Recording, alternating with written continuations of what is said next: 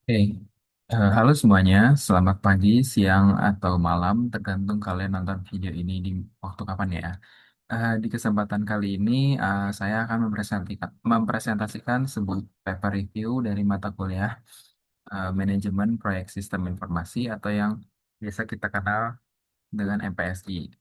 Perkenalkan, terlebih dahulu nama saya Deodatus Widistio Nugroho dengan NIM 1223005. Pada video ini, saya akan membahas sebuah jurnal yang berjudul tentang Critical Evolution Report of Information Technology Project Management with Case Study. Nah, sebelumnya kita masuk ke pembahasan yang lebih dalam, saya akan mengajak kalian untuk sedikit membayangkan satu hal dulu. Bayangin kalau sebuah perusahaan sedang mengerjakan proyek besar berbasis teknologi. Misalnya, eh, membuat aplikasi mobile, sistem informasi perusahaan, atau bahkan sistem digital untuk pelayanan publik. Kelihatannya simpel ya, tinggal buat, jalanin, selesai. Tapi realitanya nggak sesederhana itu. Banyak banget proyek teknologi yang justru gagal di tengah jalan. Ada yang telah selesai, ada yang biaya membengkak. Bahkan ada juga yang hasil akhirnya itu nggak sesuai dengan kebutuhan awal. Dan ini bukan kasus kecil, bahkan di dunia nyata, kegagalan proyek IT itu sering banget terjadi. Nah, dari sinilah muncul pertanyaan penting, kenapa sih proyek teknologi ini bisa gagal, padahal teknologinya itu canggih? Jawabannya seringkali bukan teknologinya, tetapi di cara mengelola proyeknya. Dan disinilah peran manajemen proyek teknologi informasi jadi sangat krusial. Jadi di paper yang akan saya bahas ini, fokus utamanya adalah melihat bagaimana sebenarnya perkembangan atau evolusi dari manajemen proyek IT dan metode apa yang paling efektif digunakan khususnya dengan membandingkan dua metode populer yaitu yang nanti saya akan bahas, Agile dan Prince 2. Selain itu, paper ini juga nggak cuma bahas metode ya, tetapi juga menyoroti faktor manusia khususnya peran seorang manajer proyek.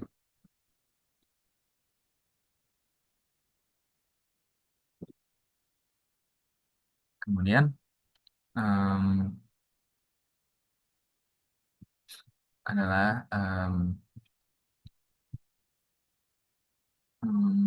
karena pada akhirnya itu sehebat apapun metode yang dipakai itu, kalau yang menjalankan itu tidak kompeten, hasilnya tetap bisa gagal. Jadi bisa dibilang presentasi ini akan membahas dua hal besar. Yang pertama, metode manajemen proyek, dan yang kedua, kualitas kepemimpinan dalam proyek IT. Dan harapannya setelah kalian mendengar presentasi ini, kalian bisa punya gambaran yang lebih jelas tentang kenapa manajemen proyek itu penting, metode apa saja yang sering digunakan, dan apa yang menentukan keberhasilan sebuah proyek teknologi. Oke, supaya lebih terstruktur, saya akan mulai dari latar belakang dulu di slide berikutnya. Di slide ini, kita akan membahas tentang latar belakang penelitian dari jurnal yang saya review. Kalau kita lihat perkembangan dunia sekarang, teknologi informasi itu berkembang secara cepat. Hampir semua organisasi, baik itu perusahaan, instansi pemerintah, bahkan UMKM, sudah mulai bergantung pada teknologi. Contohnya, sistem informasi keuangan, aplikasi mobile, website e-commerce, sistem manajemen data, sampai ke integrasi jaringan dan cloud system. Semua itu adalah bentuk dari proyek teknologi informasi. Tapi di balik perkembangan yang pesat ini, ada satu masalah besar yang sering muncul, yaitu banyaknya proyek yang tidak berhasil. Dan gagal di sini bukan cuma berarti proyeknya berhenti, tapi bisa juga telat dari jadwal, biaya membengkak, hasil tidak sesuai kebutuhan user, atau bahkan tidak bisa digunakan sama sekali. Nah, masalah ini tuh sering terjadi bukan karena teknologinya itu yang kurang canggih, tapi karena manajemen proyeknya itu kurang tepat. Misalnya, perencanaan yang tidak matang, komunikasi tim yang buruk, tidak ada kontrol yang jelas, atau bahkan metode kerjanya yang tidak sesuai dengan kondisi proyeknya. Makanya, manajemen proyek IT itu jadi sangat penting.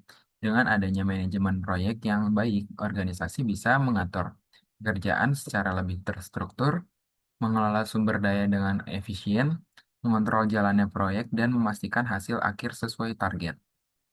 Nah, disinilah muncul kebutuhan untuk memilih metode manajemen proyek yang tepat. Karena ternyata nggak semua metode itu cocok untuk semua jenis proyek. Ada proyek yang butuh fleksibilitas tinggi karena kebutuhannya yang sering berubah. Ada juga proyek yang butuh struktur ketat karena skalanya itu besar dan kompleks. Dan karena itu, jurnal ini itu mencoba untuk membandingkan dua metode yang cukup populer, yaitu Agile yang dikenal fleksibel dan adaptif, dan Prince2 yang lebih terstruktur dan sistematis. Selain itu juga, jurnal ini ingin menekankan bahwa metode saja itu tidak cukup. Peran manusia, khususnya manajer proyek, tetap menjadi faktor kuncinya. Karena pada akhirnya metode itu hanya alat dan tapi yang menentukan berhasil atau tidaknya adalah orang yang menggunakannya. Jadi bisa kita simpulkan, latar belakang penelitian ini tuh didasari oleh banyaknya proyek IT yang gagal, pentingnya manajemen proyek yang baik, kebutuhan untuk memilih metode yang tepat, dan pentingnya kompetensi manajer proyek. Nah, dari latar belakang ini, kemudian muncul tujuan penelitian yang akan kita bahas di slide selanjutnya.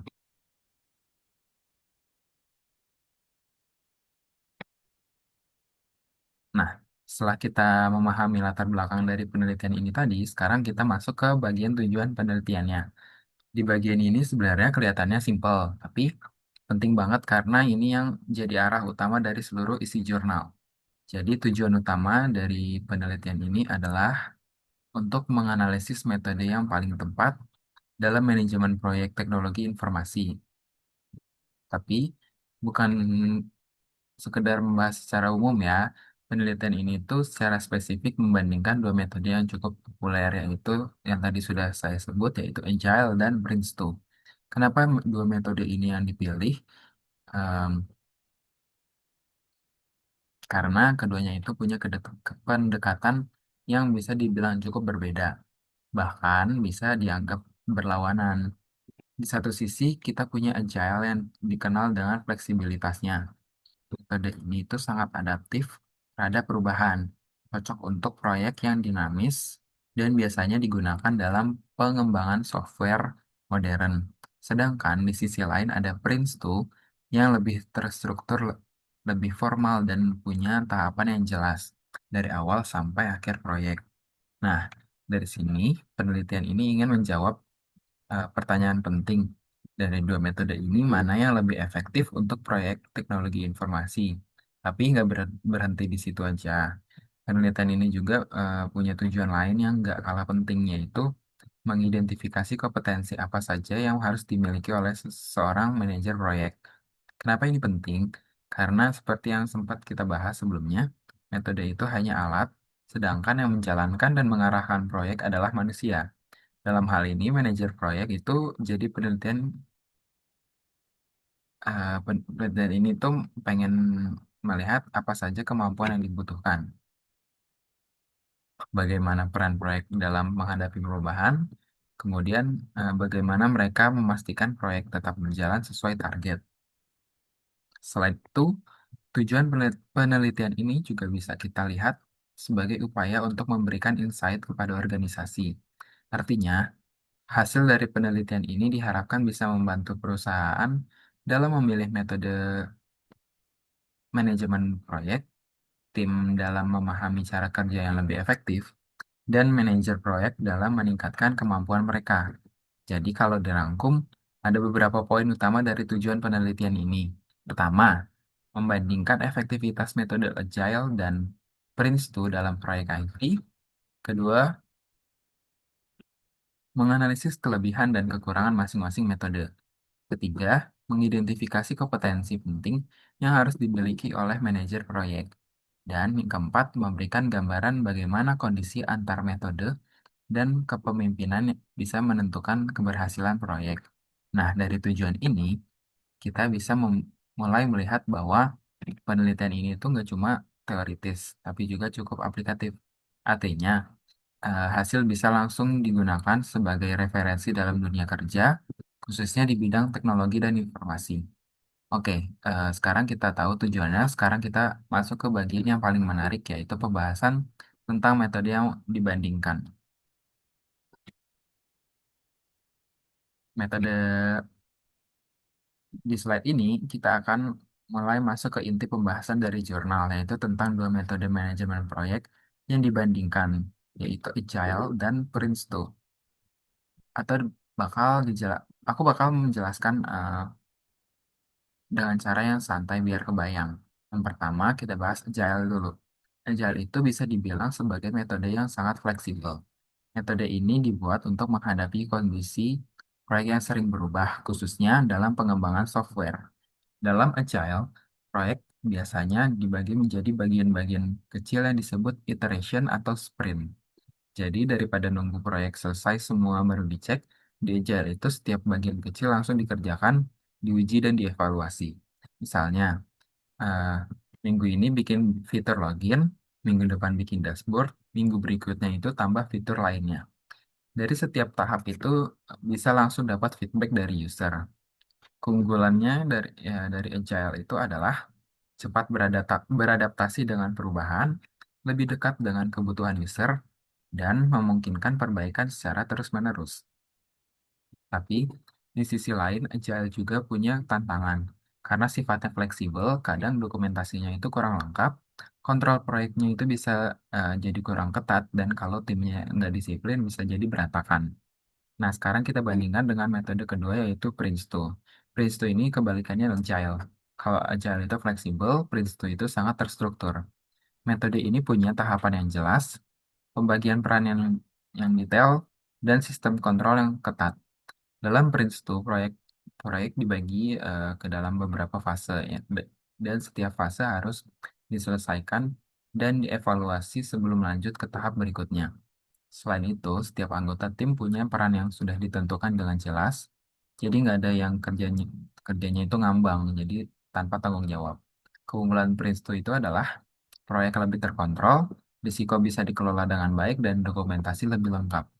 Tapi tentu saja metode ini juga punya kekurangan, karena terlalu terstruktur, Prince2 kadang dianggap eh, terlalu birokratis, kurang fleksibel terhadap perubahan, dan bisa terasa lambat untuk proyek yang dinamis. Nah, dari penjelasan ini kita bisa lihat bahwa sebenarnya kedua metode ini punya kelebihan masing-masing. Agile itu cocok untuk proyek yang cepat berubah, lingkungan yang dinamis, dan kebutuhan user yang belum jelas. Sedangkan Prince2 tadi itu cocok untuk proyek yang besar, proyek yang butuh kontrol ketat, dan lingkungan yang lebih stabil. Dan disinilah menariknya penelitian ini, karena jurnal ini mencoba melihat dari dua pendekatan yang berbeda, mana yang lebih efektif untuk proyek teknologi informasi secara keseluruhan. Dan hasilnya nanti akan kita bahas di slide berikutnya, yaitu bagian dari hasil penelitian. Oke, sekarang kita masuk ke bagian yang paling ditunggu, yaitu hasil penelitian atau temuan utama dari jurnal ini. Sebelumnya kita membahas dua metode, yaitu Agile dan Prince2, sekarang pertanyaannya adalah, dari kedua metode tersebut, mana yang dianggap lebih efektif? Nah, berdasarkan dari penelitian dalam jurnal ini, ditemukan bahwa metode Prince2 itu lebih efektif untuk proyek teknologi informasi. Tapi jangan langsung mikir kalau Agile itu jelek ya. Nggak seperti itu. Jadi alasan utama kenapa Prince itu dianggap lebih unggul adalah karena metode ini tuh memberikan struktur kerja yang sangat jelas dan sistematis. Dalam proyek IT, terutama yang skalanya besar atau kompleks, struktur itu penting banget. Kenapa? Karena semakin besar proyek, semakin banyak juga orang yang terlibat. Dan kalau tidak ada kejelasan peran dan alur kerja yang terjadi, biasanya komunikasi itu jadi kacau, tanggung jawab tidak jelas, dan pekerjaan jadi tumpang tindih. Nah, Prince2 itu mengatasi masalah ini dengan cara menentukan peran setiap anggota tim secara jelas, em, membagi proyek ke dalam tahapan yang terstruktur, dan memastikan setiap tahap diawasi dengan baik. Dengan sistem seperti ini, semua orang tahu apa yang harus mereka kerjakan, kapan mereka harus selesai, dan siapa yang bertanggung jawab. Hasilnya komunikasi jadi lebih lancar, koordinasi lebih terarah, dan proyek lebih mudah dikontrol. Selain itu, Prince2 juga kuat dalam hal monitoring dan evaluasi. Artinya, setiap tahap proyek itu selalu dicek apakah sudah sesuai rencana, apakah ada risiko yang muncul, dan apakah perlu dilakukan perbaikan. Ini penting banget untuk menjaga proyek tetap on track. Makanya dalam penelitian ini itu disebutkan bahwa penggunaan Prince2 itu membantu proyek berjalan sesuai jadwal, menghindari pembengkakan biaya, dan mencapai target yang sudah ditentukan. Tapi di sisi lain, jurnal ini juga memberikan catatan penting bahwa keberhasilan proyek itu tidak hanya ditentukan oleh metode. Ini poin yang sangat krusial karena walaupun Prince2 punya struktur yang bagus, kalau yang menjalankan tidak kompeten, hasilnya tetap bisa gagal.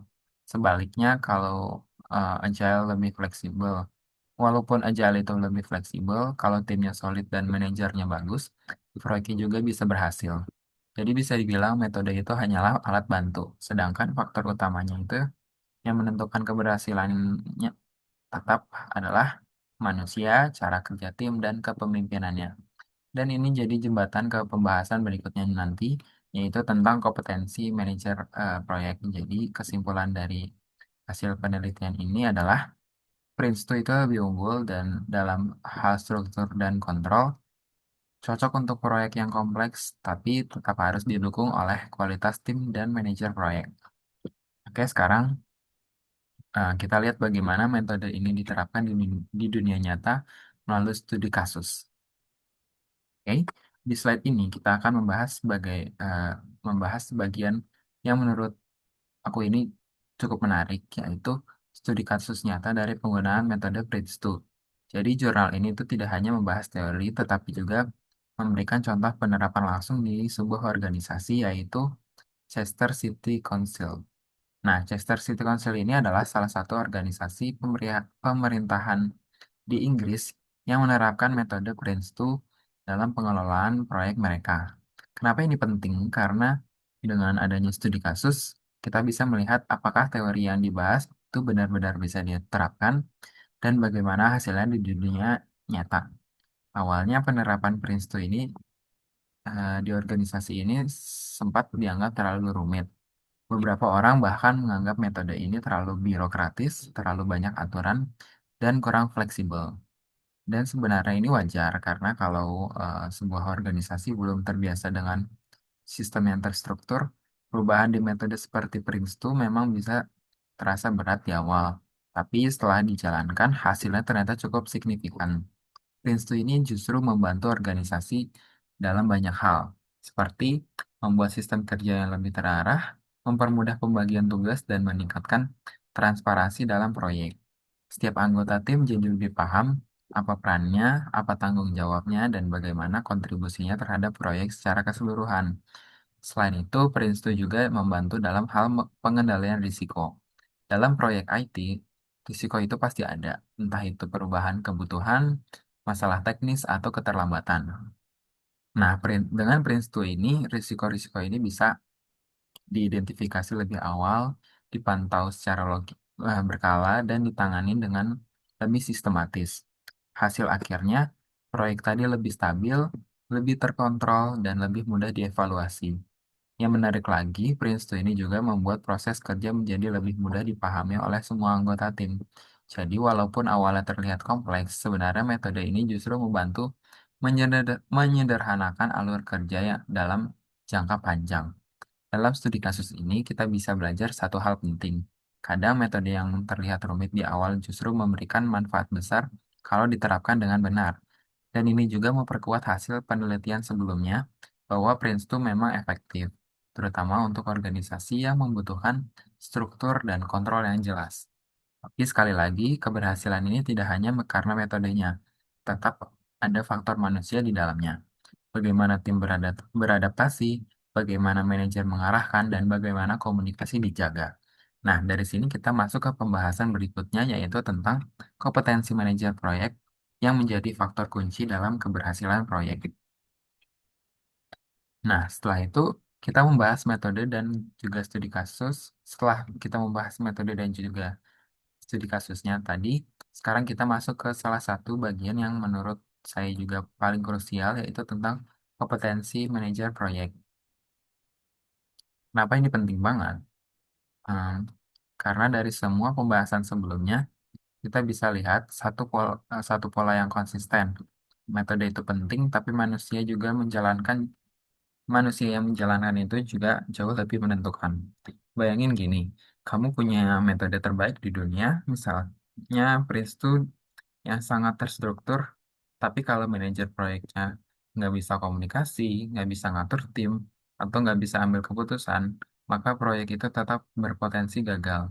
Sebaliknya, kalau manajernya kompeten, bahkan dengan metode yang lebih fleksibel seperti Agile pun, proyek bisa berjalan dengan baik.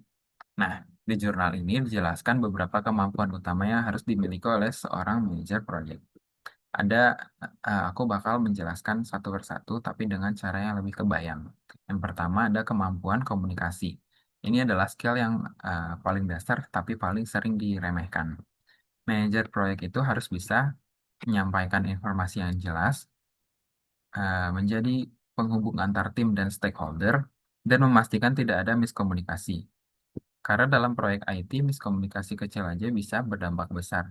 Misalnya, salah pemahaman kebutuhan user, salah interpretasi tugas, atau informasi yang tidak sampai ke tim. Dan ujung-ujungnya pasti proyek bisa melenceng. Yang kedua, kepemimpinan atau leadership. Manajer proyek bukan cuma ngatur kerjaan, tapi juga harus bisa memimpin tim. Artinya, bisa memotivasi anggota tim, bisa menjaga semangat kerja, dan bisa jadi penengah atau kalau ada konflik. Dalam proyek, pasti ada tekanan, deadline revisi, masalah teknis, dan disinilah peran leader benar-benar diuji. Kalau manajernya kuat, timnya juga itu ikut kuat. Kalau manajernya goyah, tim bisa ikut berantakan. Yang ketiga ada kemampuan mengatur tim.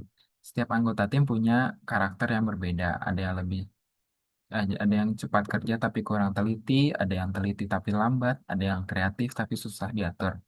Manajer proyek itu harus bisa membagi tugas sesuai kemampuan, menjaga keseimbangan kerja, dan memastikan semua yang orang berkontribusi. Jadi, bukan sekedar bagi tugas, tapi benar-benar memahami timnya. Keempat, ada kemampuan teknis. Walaupun manajer itu tidak harus jadi programmer atau teknisi utama, tetapi tetap harus punya pemahaman teknis dasar. Kenapa? Supaya bisa memahami masalah yang terjadi, bisa berkomunikasi dengan tim teknis, dan tidak salah mengambil keputusan.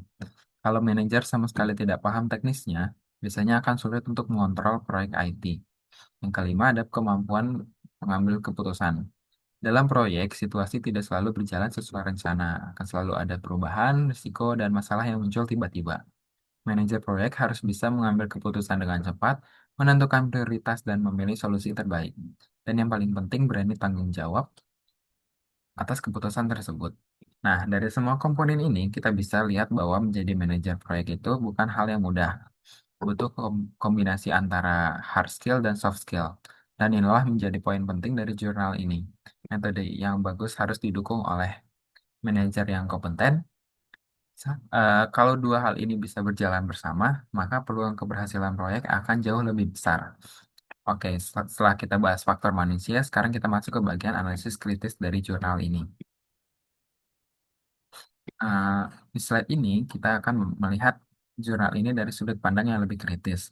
Artinya, eh, kita tidak hanya menerima isi jurnal begitu saja, tapi juga mencoba menilai apa kelebihannya dan apa kekurangannya. Karena sebagai mahasiswa kita juga dituntut untuk bisa berpikir kritis, bukan hanya memahami.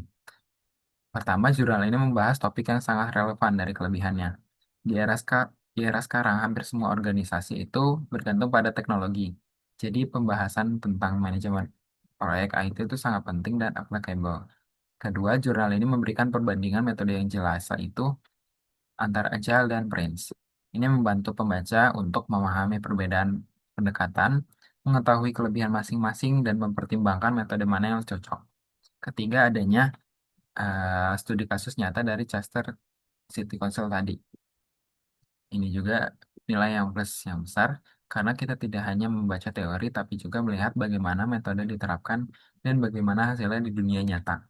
Keempat, dari jurnal ini juga menyoroti peran manajer proyek. Bukan hanya metode ini penting karena banyak penelitian yang hanya fokus ke tools atau metode tapi juga lupa faktor manusia. Masuk ke kekurangan jurnalnya. Kekurangannya itu pertama, Analisis dalam jurnal ini masih cenderung deskriptif, yang artinya lebih banyak menjelaskan tapi kurang memberikan pembuktian berbasis data yang kuat.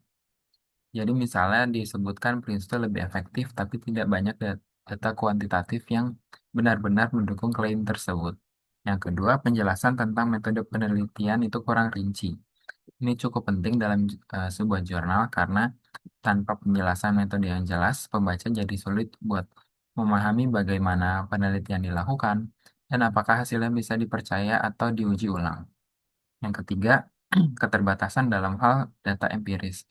Jurnal ini lebih cocok sebagai referensi konseptual, tapi mungkin masih kurang kuat atau digunakan sebagai dasar pengambilan keputusan strategis yang besar.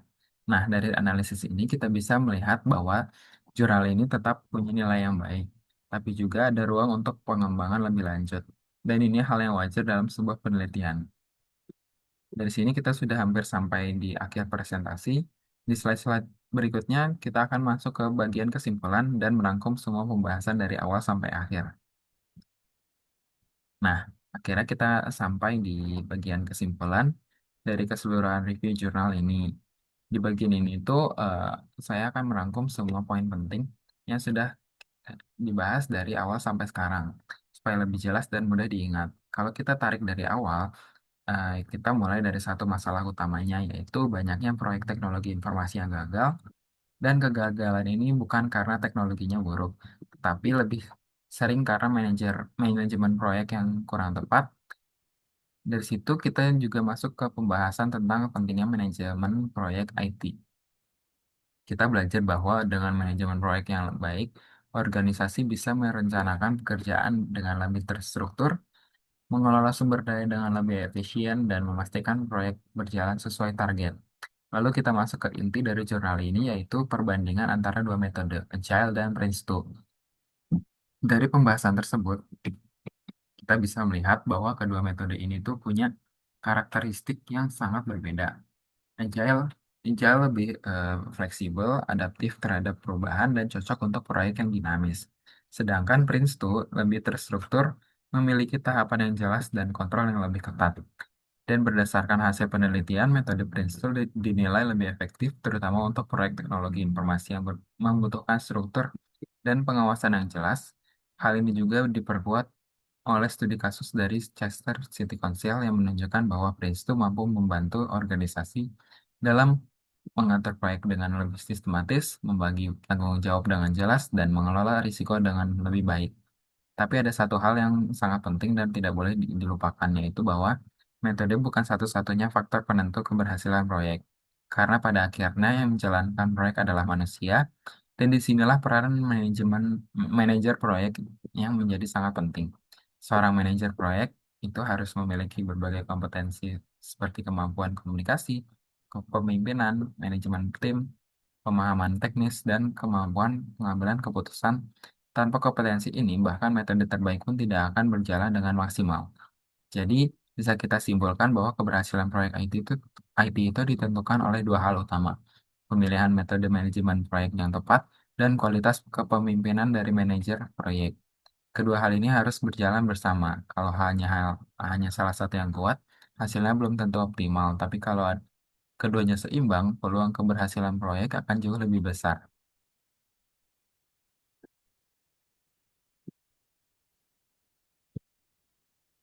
Nah, eh, masuk ke akhirnya sampai di penghujung presentasi, saya ingin mengucapkan terima kasih kepada kalian semua yang sudah meluangkan waktu untuk mendengarkan penjelasan dari awal sampai akhir. Semoga apa yang saya sampaikan dalam video ini bisa memberikan pemahaman yang lebih baik tentang pentingnya manajemen proyek dalam teknologi informasi, perbedaan antara metode Agile dan Prince2, serta peran penting seorang manajer proyek dalam menentukan keberhasilan sebuah proyek. Kalau boleh sedikit refleksi dari jurnal ini, kita bisa belajar bahwa dalam dunia teknologi tidak cukup hanya mengandalkan kemampuan teknis saja. Karena di balik setiap sistem yang berhasil selalu ada perencanaan yang matang, pengelolaan yang baik, dan kepemimpinan yang kuat. Dan ini adalah hal yang sangat relevan khususnya bagi kita sebagai mahasiswa sistem informasi. Karena kedepannya kita tidak hanya dituntut untuk bisa membuat sistem, tapi juga harus mampu mengelola proyek, bekerja dalam tim, dan mengambil keputusan. Jadi harapannya dari presentasi ini kita tidak hanya memahami teori, tapi juga bisa mulai membangun mindset yang lebih siap untuk dunia kerja. Mungkin ke depan kita bisa belajar lebih dalam tentang metode agile atau mencoba memahami framework PRISP bahkan mungkin mempraktikannya dalam proyek kecil. Karena semakin kita terbiasa, semakin siap kita menghadapi tantangan nyata di industri. Akhir kata, jika ada kekurangan dalam penyampaian saya mohon maaf dan semoga presentasi ini bisa memberikan manfaat bagi kita semua. Sekian dan sampai jumpa di kesempatan berikutnya. Terima kasih.